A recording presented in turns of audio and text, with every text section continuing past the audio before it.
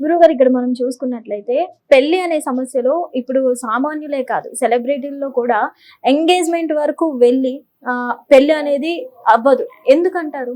దాంట్లోనే ఉంటుంది. చెప్తే కదా తల్లి, మనిషిలో ఉండవలసిన కొన్ని కొన్ని దోష కర్మల వల్ల ఓకే. మనిషికి కొంతమంది కళ్యాణం దగ్గరికి వచ్చినా గానీ, ఎంగేజ్మెంట్ అయినా గానీ అవి కూడా ఎచ్చకపోతాయి. అవి ఎందువల్ల ఎచ్చకపోతాయి అంటే ఆల్తల్లో ఉండవలసిన సమస్య, స్త్రీలో ఉండవలసిన ఇబ్బంది, వాళ్ళల్లో ఉండవలసిన జాతక చక్రాలలో ఉండవలసిన లోటుపాట్లు. కొంతమందికి అమ్మ ఒక కళ్యాణం చేస్తే ముడిపడదు, రెండో కళ్యాణంలో మళ్ళీ పెళ్లికి సెట్ అవుతుంది.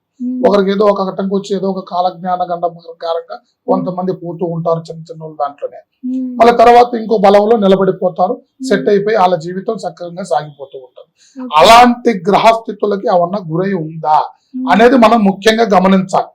వాళ్ళ స్థితి గతి, జాతక చక్రం, జాతక కుండలి, వాళ్ళ భవిష్యత్తు ఈ స్థితిగతులలో కళ్యాణ యోచనలో వాళ్ళకి ఏ వయసులో ఏ రకంగా ఏ నడవడి చేస్తే బాగుంటుంది అనేది మనం ముందు ముఖ్యంగా వాళ్ళ జాతక చక్రాన్ని పరిశీలించి వాళ్ళ పేరు మీద భూగర్భాంజనం వేసి వాళ్ళ స్థితిగతులు గమనించి వాళ్ళ జీవితానికి కళ్యాణ మార్గానికి మంచి మార్గాన్ని మనం చేయవచ్చు.